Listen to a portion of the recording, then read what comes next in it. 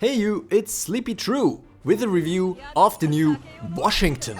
Coincidentally, she is also a sleep unit, although more so Frostburn. And also coincidentally, this water unit might be the first that gets me into hot water with YouTube's politics policy. So if any AI is reading this video is not a political statement about Washington, just about an Evertale character with a high speed of 620. Nevertheless, the character is definitely America themed, as we will see on her active skills already. The first one is called Compounding Shot, gives 2 spirit, costs 50 time units and deals 100% damage to one enemy,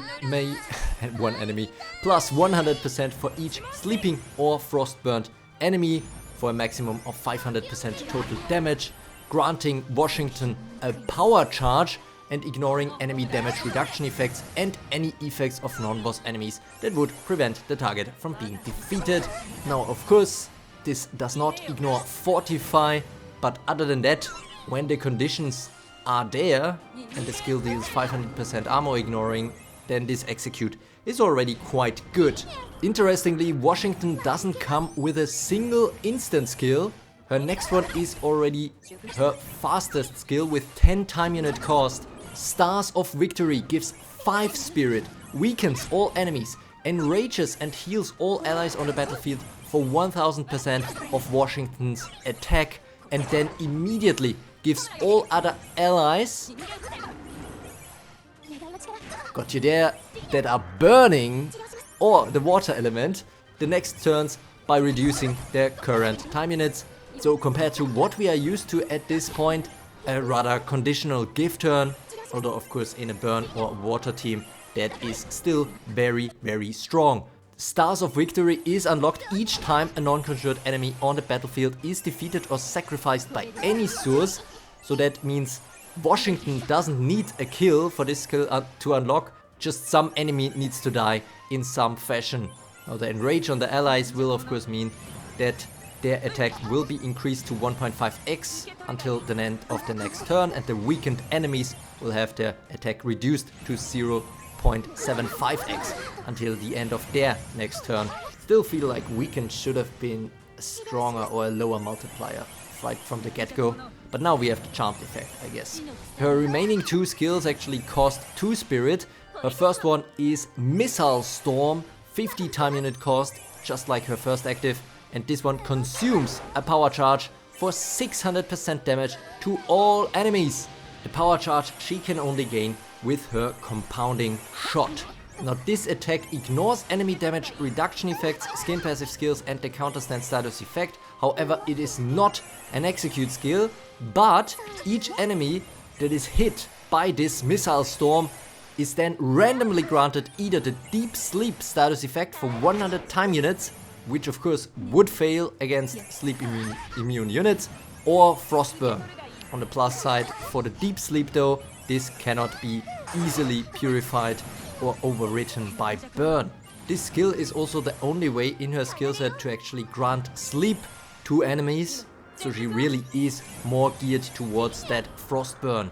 And then her final skill, Tactical Overkill, costs 75 time units, deals 1000% damage to 2 enemies.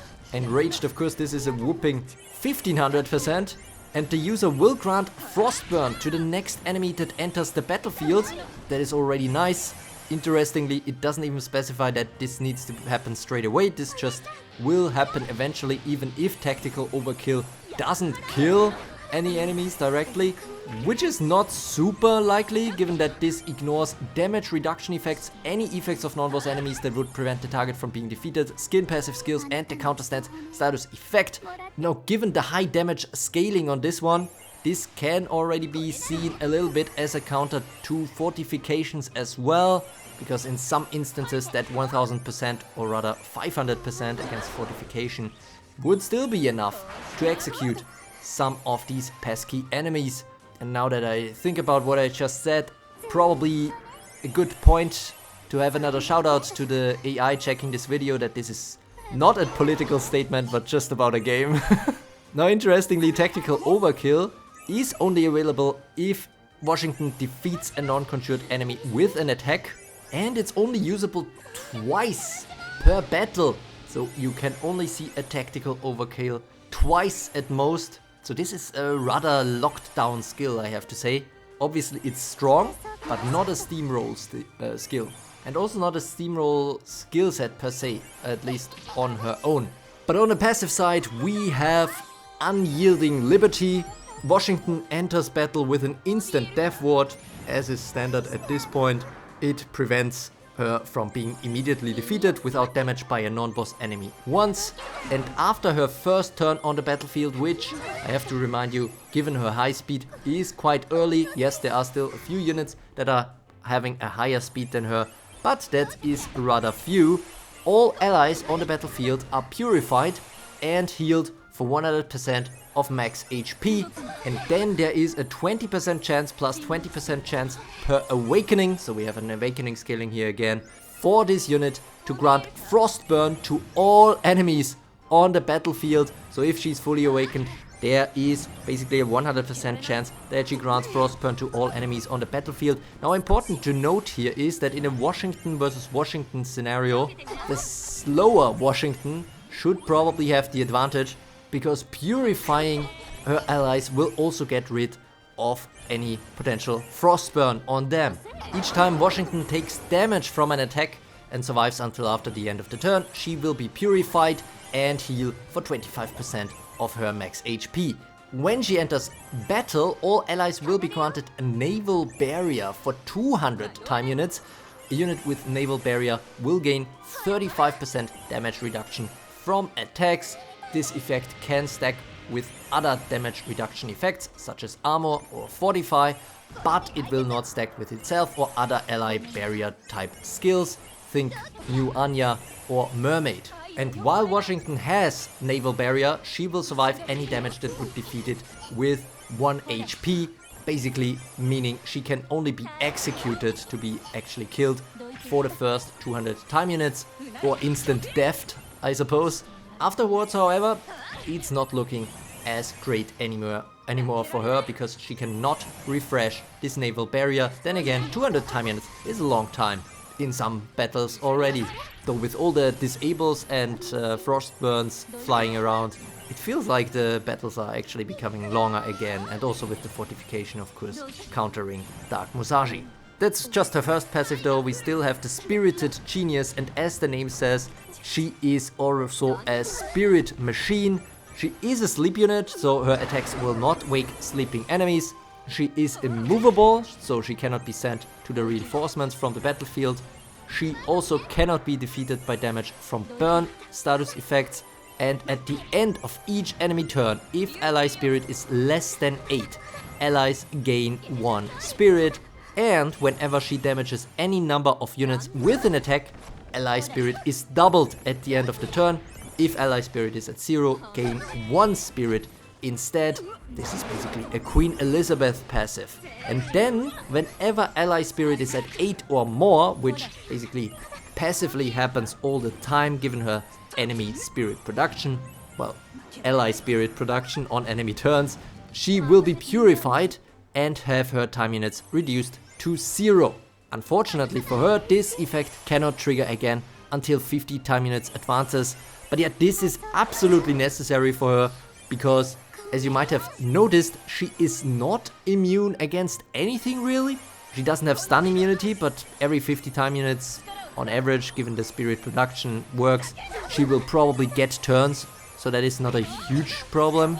She will also be purified, so that is a bit of a counter against the usual poison and sleep status effects. However, of course, it doesn't get rid of lethal poison and deep sleep. And there's also still the biggest gap in her armor, which is disable effects. Although, to be fair, that is true for most units and is the reason why Thor is ranking so highly right now. With that, we are already in the middle of the analysis segment, which I will try to keep short because it's already after 4 AM, and I will try to get this video out for Washington's release in 1 hour.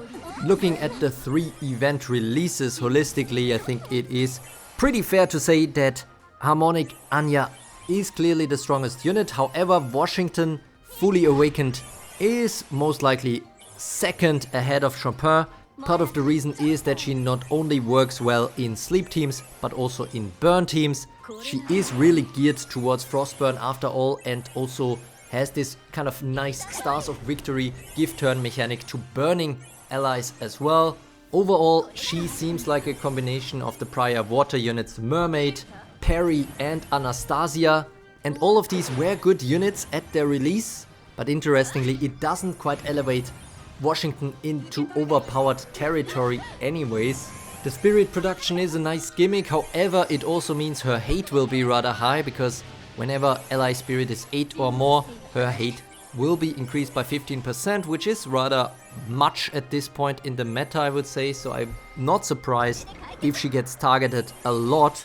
The lack of immunities and wards is frankly concerning, and given that the naval barrier will run out after 200 time units, she is essentially on a timer in terms of her survivability, because once that is gone, not only will she lose the 35% damage reduction, she will lose her hold ground, and she doesn't even have a way to get endure. So at that point she will probably as vulnerable as you can get in today's meta as a top unit. So that is rather interesting. Washington early on could turn the tides in your favor in the battle, but later on you cannot really count on her too much if the battle goes long. Chopin is kind of the opposite, where if she gets going she is gonna be good, but at first she usually cannot do all that crazy much.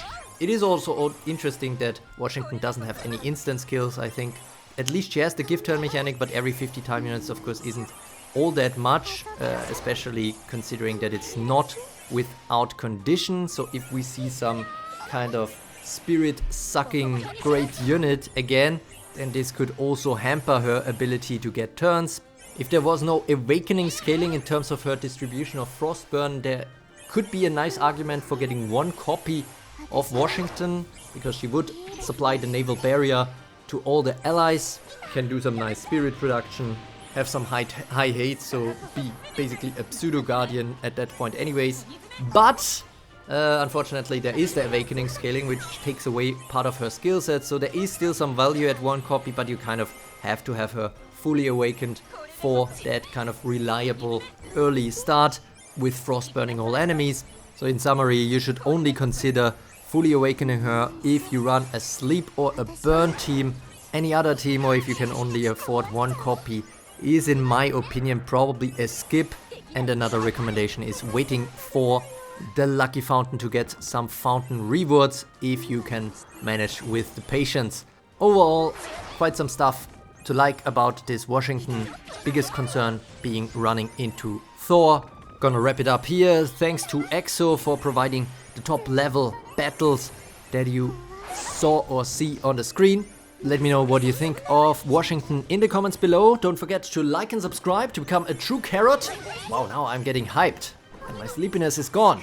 And as always, thanks for watching.